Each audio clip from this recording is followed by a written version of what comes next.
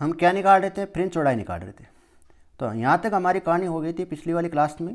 तो यहाँ पर देखो आपको दो त्रिभुज आपको नज़र आ रहे हैं, यहाँ पर देखो आपको दो त्रिभुज आपको नज़र आ रहे हैं। एक त्रिभुज तो आपको ये नज़र आ रहा है, एक त्रिभुज तो आपको ये नज़र आ रहा है, और एक त्रिभुज आपको ये नज़र आ रहा है। आपको दो आपको त्रिभुज आपको नज़र आ रहे हैं। तो देखो त्रिभुज हम कौन सा ले रहे हैं, पहले आप त्रिभुज ये ले रहे हैं। कौन सा त्रिभुज ले रहे हैं, ये त्रिभुज ले रहे हैं। तो देखो ये त्रिभुज ले रहे हैं, तो थीटा के सामने वाली भुजा क्या होती है, लंब होती है, और यहाँ पर ये 90 डिग्री के सामने वाली भुजा कर्ण होती है, और ये कौन सी हो जाएगी, आधार हो जाएगी।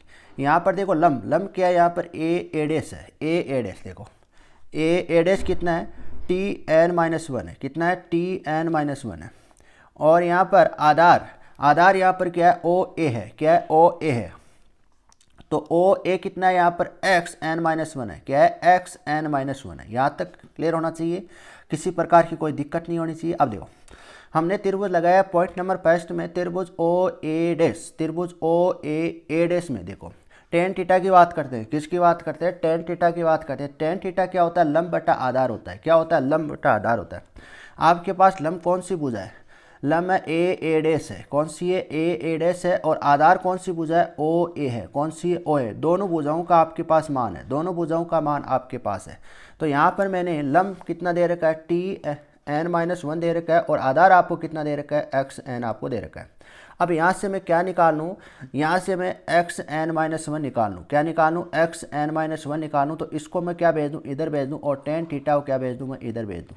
किसी प्रकार की कोई दिक्कत नहीं है। इसी प्रकार से सेकंड त्रिभुज की बात करते हैं, OB डैश की बात करते हैं, OB डैश की बात करते हैं। तो इसमें आपको देखो B डैश आपको दे रखा है, कितना दे रखा है, Tn दे रखा है, और ये आपको OB आपको दे रखा है, xn दे रखा है।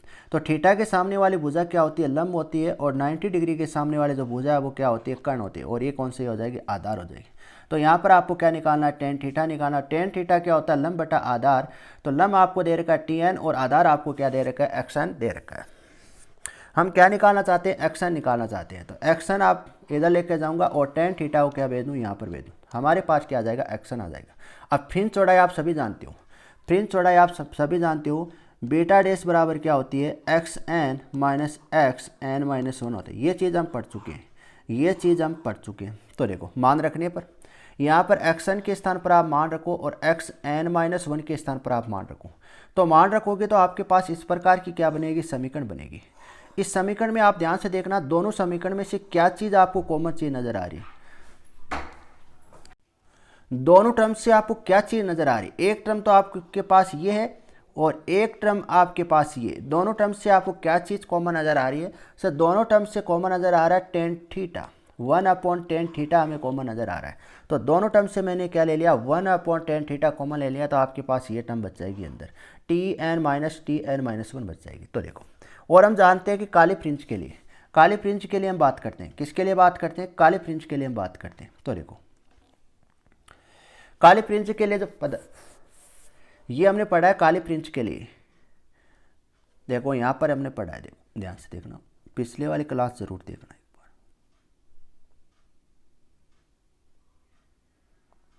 यहाँ पर मान क्या आ रहा है, ये चीज़ है, काली फ्रिंज के लिए की बात कर रहे हैं। किसकी बात कर रहे हैं,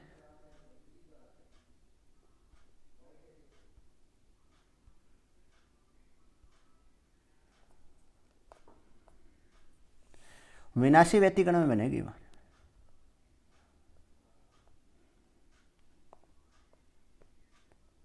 अरे ये रही काली फ्रिंज, ये देखो ये रही,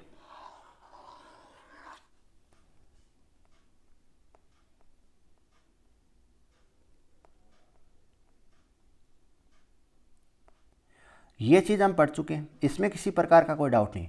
वहाँ पर एन था, यहाँ पर एनवें फ्रिंज की बात हुई थी, तो यहाँ पर एनवें फ्रिंज की हम बात नहीं करेंगे, केवल यहाँ पर टी के स्थान पर आपको एन नहीं लगाना उसमें। तो यहाँ पर एनवें फ्रिंज के लिए तो यहाँ पर क्या लिख देंगे, एन लिख देंगे। एनवें फ्रिंज की बात करेंगे तो यहाँ पर टी के नीचे क्या लगा देंगे, एन लगा देंगे, और इसमें कोई परिवर्तन नहीं करना पड़ेगा। तो यहाँ पर मैं Tn निकालूँ, क्या निकालूँ, इस Tn का मान निकालूँ। किसका मान निकालूँ, इस Tn का मान निकालूँ। तो इन दोनों टर्म को किधर भेज दूंगा, इधर भेज दूंगा। तो मैंने क्या कर दिया, इधर भेज दिया।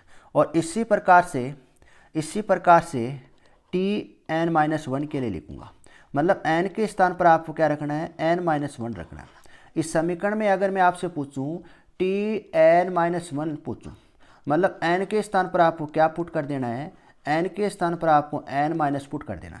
जो ये समीकरण है, इस समीकरण में जो n आ रहा है, देखो दोनों स्थान पर n आ रहा है, तो इस n के स्थान पर आप क्या मान पुट कर दो, n-1 पुट कर दो, और इस स्थान पर आप क्या मान पुट कर दो, n-1 पुट कर दो। तो आपके पास इसी प्रकार से Tn-1 ये आपको समीकरण प्राप्त होगी। अब ध्यान से देखना, अब इस लेमड़ा को मैं क्या कर दूं, अंदर अप्लाई कर दूं। अंदर अप्लाई करूंगा तो n lambda upon 2 mu cos theta plus r, फिर यहाँ पर चिन्ह किसका है, माइनस का है, तो 1 lambda upon 2 mu cos theta plus r. यहाँ तक आपको किसी प्रकार का कोई दिक्कत नहीं होनी चाहिए। अब ये आप ध्यान से देखना, अब मैं क्या निकालूँ, Tn -1 निकालूँ। ये चीज़ मैं निकालना चाहता हूँ, ये चीज़ मैं निकालना चाहता हूँ। हम क्या निकालना चाहते हैं, Tn -1 मैं निकालना चाहता हूँ। तो इन दोनों को माइनस कर देंगे, दोनों को माइनस कर देंगे, तो इस देखो यहाँ पर ये तो मान किसका है, ये मान है Tn का, किसका मान है, Tn का मान है। और ये जो मान है ये किसका है सर, ये मान है, ये मान इसका है Tn-1 का। दोनों मैंने माइनस कर दिया, इस माइनस को क्या करेंगे, अंदर अप्लाई करेंगे, तो ये टर्म तो किसकी बन जाएगी, माइनस की, और ये टर्म किसकी बन जाएगी, प्लस की बन जाएगी। तो देखो ये टर्म तो किसकी है, प्लस की है, और ये टर्म किसकी है, माइनस की है। दोनों परिमाण में समान है, तो दोनों टर्म क्या हो जाएगी, कैंसिल हो जाएगी। तो इसका मान हम कहाँ रख दें, इसका मान हम कहाँ रख दें, समीकरण नंबर देखो, इसका मान हम कहाँ रख दें, समीकरण नंबर 3 में यहाँ पर रख दें। इसका मान हमारे पास आ गया, इसका मान आप रखो, इसका मान आप रखो।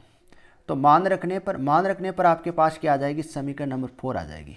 यदि प्रकाश की फिल्म लंबवत आपतित हो, तो लंबवत का मतलब ऐसे जैसे पतली फिल्म है, इस प्रकार से फनाकार पतली फिल्म है, फनाकार पतली फिल्म है, इस प्रकार से यहाँ से इस प्रकार से लंबवत आपतित करें, तो यहाँ पर कोण आई बराबर किसके हो जाएगा, कोण आर के बराबर हो जाएगा। मतलब दोनों का मान कितना हो जाएगा, 0 हो जाएगा। 0 होने का मतलब क्या है, यहाँ पर 0 होने का मतलब है कोण नहीं बनेगा। देखो इस प्रकार से, अरे 90 डिग्री है, लंबवत होने का मतलब है 90 डिग्री,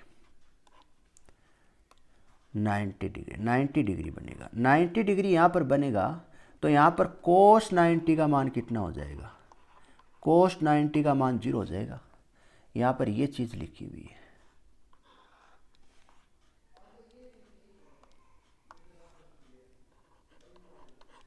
ये लो। यहाँ तक आपको किसी प्रकार की कोई दिक्कत नहीं होनी।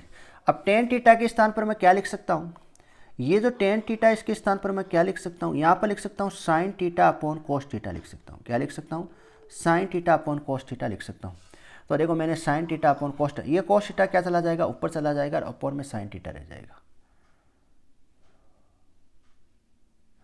देखो यहाँ पर कोस थीटा से कोस थीटा क्या हो जाएगा, कैंसिल हो जाएगा। देखो इस प्रकार से ये ऊपर जाएगा, यहाँ पर आएगा कोस थीटा, फिर इस कोस थीटा से कोस थीटा को कैंसिल कर देंगे, तो आपके पास बी डैश क्या आ जाएगा, बीटा डैश क्या है, फ्रिंज चौड़ाई।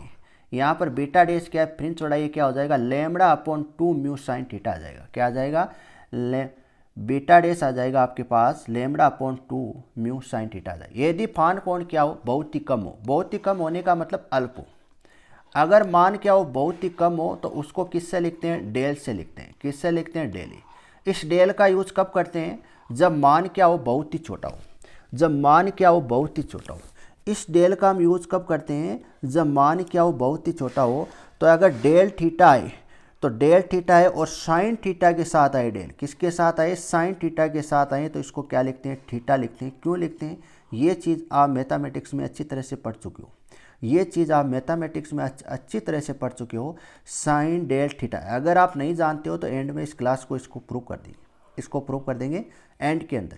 ये क्लास समाप्त हो जाएगी, चैप्टर खत्म हो जाएगा। इसके बाद हम ये चीज़ आपको बता देंगे कि साइन डेल थीटा बराबर थीटा क्यों होता है।